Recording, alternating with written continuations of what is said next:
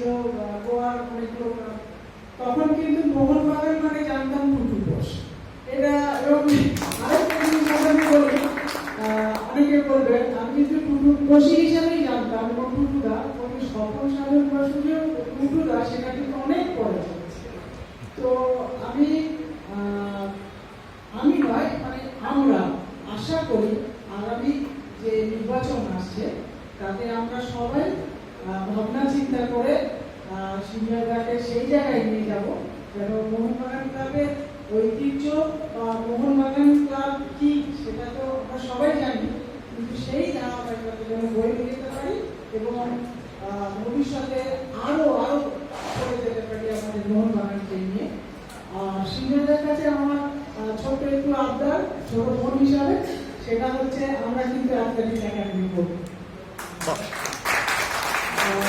আমরা সবাই সিনিয়ররা নির্বাচনের দিকে তাকিয়ে